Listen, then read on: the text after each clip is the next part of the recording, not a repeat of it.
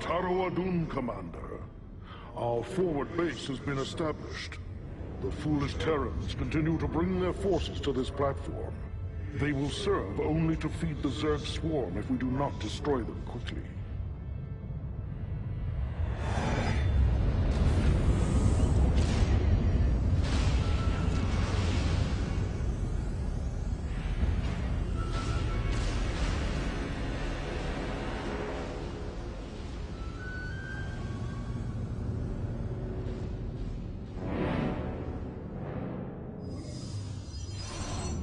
Ladies and gentlemen, we're now going to show you a demo of Starcraft 2.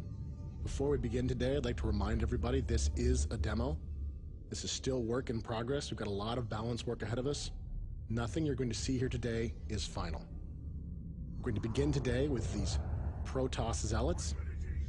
This is a classic unit from the original Starcraft. You can see they're still armed with their powerful side blades, and they're still protected by a very tough personal body shield.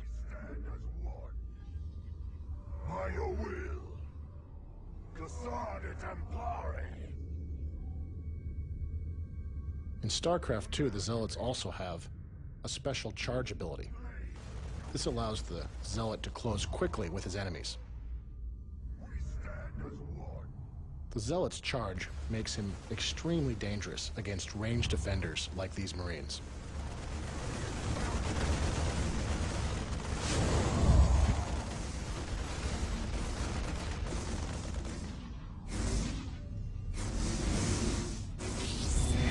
Attention, Protoss. This is Admiral Gascaville of the Terran Dominion. You will withdraw immediately, or be annihilated. Terrans are bringing in their siege tanks. This is a classic unit from the original StarCraft, and they're in a classic Terran position, using that high ground against us. They're shelling our Zealots from range, forcing our Zealots to go the long way around, and you can see our infantry are just taking a pounding as they try to approach this Terran position. They just can't withstand all of that heavy Terran firepower. In order to attack a Terran position like this, that's so well defended, we're going to need to bring in another new Protoss weapon of war. After the destruction of Ire and the events of Brood War, the Protoss have been forced to adapt. They created these. These are the Immortals. They have a special type of Protoss shield. It's a hardened shield that activates only when the Immortal is struck by a very powerful attack. You can see the hardened shields are activating now, and they're absorbing most of this Terran fire. This makes the Immortal the perfect choice to assault this kind of defended Terran position.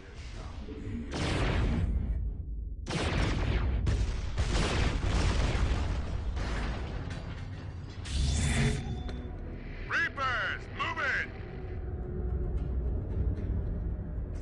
Slaughter 'em, boys! The Terrans are sending in their Reapers. This infantry unit is armed with 2 pistols and uses a jump pack to avoid different types of terrain.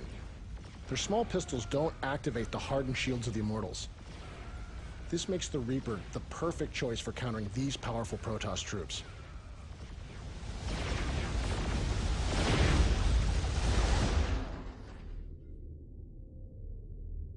This kind of fast, bloody raid is something the Reapers really excel at. You can see how powerful they can really be hunting down slow-moving units on the field of battle. In addition, the Reapers can use their jump packs to be very effective base raiders.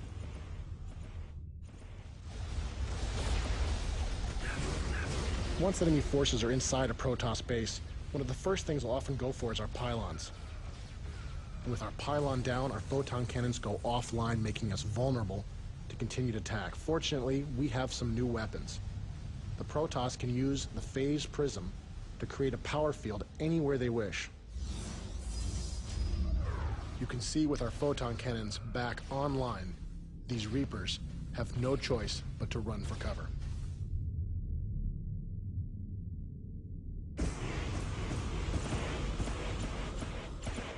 In addition to a number of new units, the Protoss also have access to some new mechanics.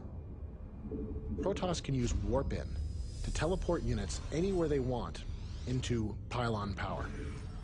You can see here we've created some Stalkers. This is a new type of specialist Protoss Dark Dragoon. It's not very tough, but it does have a powerful weapon. In addition, it has a special blink ability that allows it to teleport a short distance anywhere it can see. This allows the Stalker to avoid certain types of obstacles.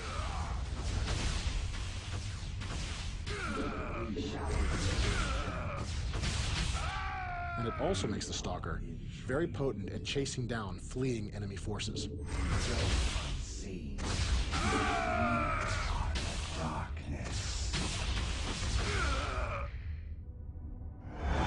Zerg forces detected. Multiple contacts closing in on our position.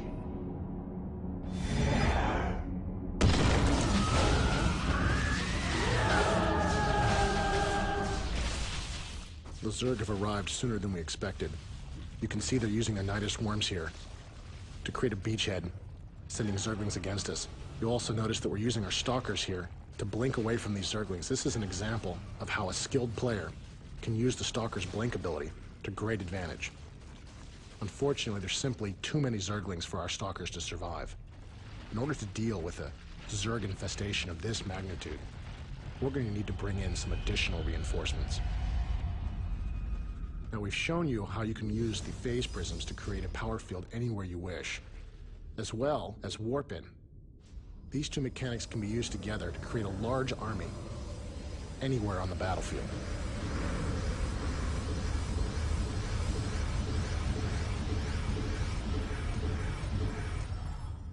We are the blades of ire.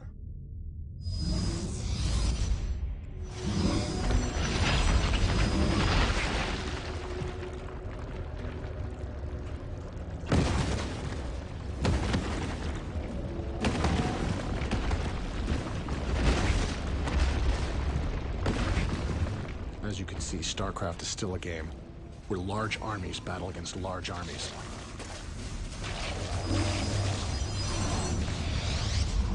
Our upgraded Zealots can hold the line here for a short time, but in order to really survive against this many Zerglings, we're going to need to bring in some additional firepower. These are the Colossus. They're powerful robotic units that can use their long legs to step up and down cliffs. In addition, they have a powerful beam that sweeps backwards and forwards, able to do large amounts of damage to small, swarming units like these Zerglings. This makes the Colossus the ideal support unit for this group of Zealots.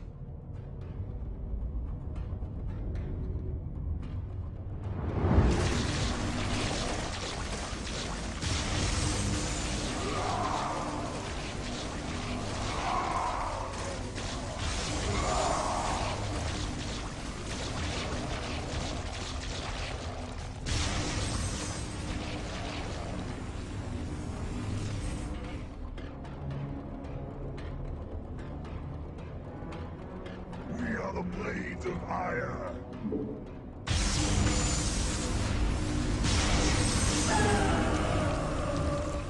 Now, while the Protoss have developed many new weapons, the Zerg have continued to evolve. These Zerglings are mutating into Banelings. These small, suicidal creatures are filled with explosive chemicals and corrosive acids. Makes the Banelings very potent against Zealots that have no defense, and even dangerous against the mighty Colossus. You can see our last Colossus here is forced to run, try to get to high ground in order to survive.